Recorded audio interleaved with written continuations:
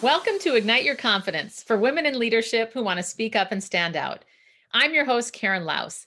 Here you'll get all of the tips and tools that you need to stand out with unshakable confidence. Let's dive into today's episode. Let's talk about words to avoid using because they take away from our credibility. First of all, women, we know this, but we tend to over apologize. And instead of saying, I'm sorry, first of all, in your head, think, I'm sexy instead. That's a fun way. And that's for my friend Jay Manning, who I know from Clubhouse. But it's a comical way to think about it. Obviously, you probably wouldn't say that at a business meeting, but maybe in certain ones you would. I know in environments where I am, where people know me and we've got a good rapport, we can help each other stay accountable, or we do help each other stay accountable by noticing when somebody says, I'm sorry, we say, wait, don't you mean I'm sexy? I'm sorry, I'm sexy. Anyway, that's a fun one just to keep in mind. Let's talk about what to say instead. Instead of saying, I'm sorry, train yourself to say, excuse me. Let's say you bump into somebody at the grocery store, say, excuse me. You don't need to say, I'm sorry. Obviously, you want to apologize when you have directly wronged someone, but you don't need to say, I'm sorry to someone that you bumped into. And more importantly, training yourself to use excuse me instead will help you to have that habit when you are in a higher stakes situation, like a business meeting or something where you don't want to be apologizing excessively or at all, especially if you don't need to. So excuse me is one. The other one is thank you. Let's say you were late to a meeting. Instead of, oh, I'm so sorry that I was late, say, thank you for understanding that I was late. Or just simply thank you for understanding. Or another one is thank you for your patience. These can also be used in email. It's amazing nowadays how the turnaround time is expected within minutes or hours, certainly not 24 hours, although I think that is perfectly acceptable. But you've got to know your audience, bottom line. But I digress. Be mindful that if you need to say something, you want to apologize or something like that, say thank you instead. Thank you for your patience, or excuse me. Let's talk about another one that is minimizing and takes away from our value, and that is the word just. I'm going to actually combine two of them, just and little. For example, it might be, I just have a little tip that I want to show you. And for those of you that are watching me on YouTube, you can see that when I said I just wanted to, I hunched a little bit. We do that shoulder hunch, almost like, oh, who am I? I'm a little girl just asking. No, we've got to have power in our words, and these moments we don't often think about take away from our credibility. Instead of saying, I just want to share a little tip, or I just have a little tip for you. Say, I have a tip for you. And you can also say it with vocal projection and a smile and enthusiasm in your voice, which shows that you've got something great to say. You want to make sure that your voice and your expression and body posture as well matches the strong message that you have. Be careful about the word just. Now, obviously, it's in the English language. There is a reason for it, but it would be something more like, I just saw so-and-so on the corner or something like that. It's being aware of when are you saying it and is it actually necessary? And then, of course, avoid little when it isn't an adjective that needs to describe the thing that you are talking about.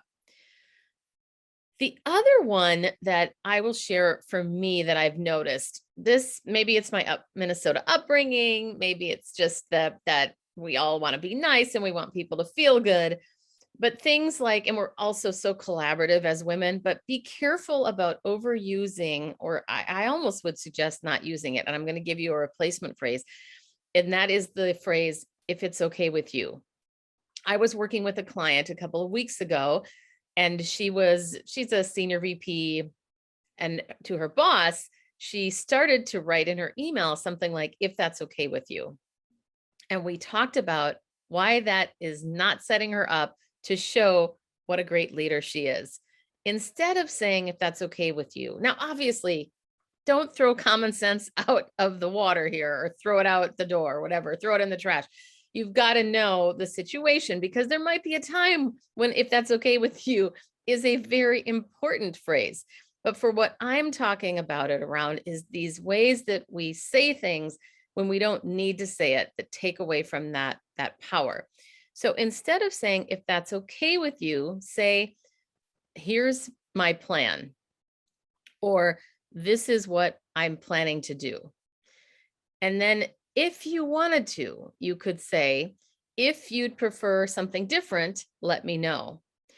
But you want to come from a place of power and confidence that this is what you're doing. And what that also shows is that you trust yourself. You know that you have credibility, authority, however you want to put it, to do the thing that you're about to do, and that they should trust you as well. So it works hand in hand. The other one that we tend to say is, would it be possible if? And part of the other problem with some of these phrases is that we say it in a way that comes across as timid or sheepish. So that also is something to keep in mind. Always, we've got to keep in mind how our voice is coming across. So remember, if you haven't done it, record yourself and listen back to see how you sound. But instead of, would it be possible, similar to this is my plan, saying what my expectations are, or here's what I'm thinking, this is what I'm going to go with, something to the tune of the plan that you're moving something forward. And the other one, two of these, I'm going to put these in the same camp. Three, actually. 3 words, maybe, kind of, sorta. Would you maybe kind of, sort of want to do business with me? It's not obviously a power position, but it's amazing how often people throw in kinda and sorta, and also maybe. These 3 tend to come up. I would say that kinda is probably the most common that I've heard.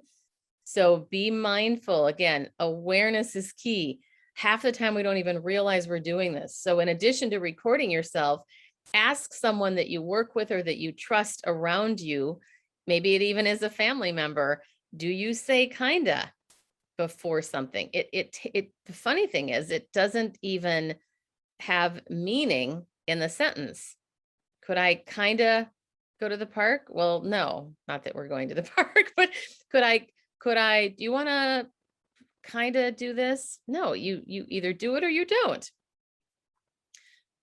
Another word is try. I would avoid using this at all costs.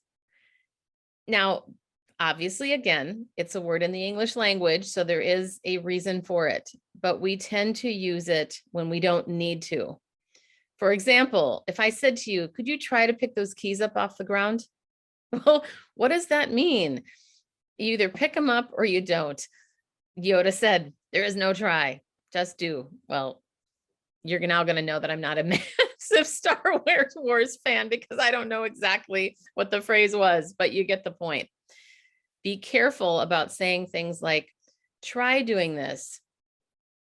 Simply say, do this. And by the way, instead of, now a quick diversion, instead of the word just, you can replace it when necessary with the word simply. That can also be a very helpful way, because sometimes you do need that extra oomph at times. So you could say simply. If you could just, so for example, I was starting to say before, just avoid the word try versus simply try. Okay, I think is another one. There's a time and a place for this. If someone is truly asking you for what you think and you say, I think this, that's one thing. But this is another phrase or 2 words that tend to minimize what we're going to say, because usually it comes before a phrase, something like, I think we need to allocate budget for XYZ. You don't necessarily need to say, I think. More powerful would be, we need to allocate budget for XYZ. Now, if you say that with enthusiasm in your voice and a lightness in your facial expressions, you're going to come across as friendly and also confident. as opposed to I can already feel some people pushing back saying, well, what if you really want to say what you think? Well, the bigger question I would have for you is, does the phrase I think, does it actually, is there meaning there? Does it contribute? If you think about every word costing a certain amount of money, $20 a word, does it make sense to use it there? Or as my friend Darcy Kendrick says, every word has a job. Do the words I think have a job in front of what you're going to say next? And usually they don't. When I record people doing presentations, I think is overused a lot. When I listen to people, I think is something people tend to use when they want to soften their message. And if you think about influencing others, if you think about making an impact, you want to have strength in the way that you're coming across, especially in your language. Let's talk about another one. What I used to do in my work life in a corporate job is come to the table with the leadership team and say, okay, I've done some research. Here are some various options that we could look at. What do you all think? And it was my wonderful boss that one day said, I don't know, Karen. She was being a little snarky. What do you think? And her point was, do you know? And she did directly tell me, made me aware that I tend to do that. I come with all of the information and I ask others for what they think. And what I started shifting, which made me feel more powerful, and it also came across as more confident and credible, which was saying things like, here's my vote. Or in this case, this is where I think would be necessary. So something like, here's what I think we should do. Or here's my suggestion. What do you all think? Now, why I bring that example up is because when I used to do that, it was because I didn't want to put that stake in the ground and say what I thought because I was intimidated. I was still tripped up in people pleasing or feeling like, people wouldn't like me if I said something that maybe was unpopular. And thankfully, I've gotten past that. And that's why I'm on this mission to help other women do the same and speak with more authority and power. So that was a huge lesson for me instead of, and I didn't even realize it. So it was really cool that she brought that to mind to be able to simply say, and I will tell you, my personal preference is here's my vote. There's something that feels perhaps a middle ground for me that feels a little more collaborative to be able to say, here's my vote. What do you all think? So I would suggest that you also get really clear on what you think first, so you can stand strong in your opinion, because too many of us start wavering when other people share their opinions and their ideas. And especially if we particularly respect someone else, or if they're a higher authority of us in the corporate world, for example, we might start adjusting our answer based on what they think. And I'm unfortunately guilty of that at times. I would wait and hear, well, what does the majority think? And then I would throw in my opinion. And I'm so grateful that I've overcome that. Now, I still care what people think of me, don't get me wrong, but I'm not dependent on what other people think of me to hold back. In other words, I will now share my ideas, and that's exactly what I want for you. So I want to make sure that I keep giving you these practical tools. So let's do a quick recap. Words to avoid: little, just, I'm sorry, if that's okay with you, would it be possible, maybe, kinda, sorta, I think. Those are the words to avoid, and say something different instead. You've got all those tips here on this episode. So I hope that you enjoyed this. Get out there and be as credible as you can, and don't self-sabotage, because that's what we do when we use this minimizing language. But obviously, it's got to start with awareness.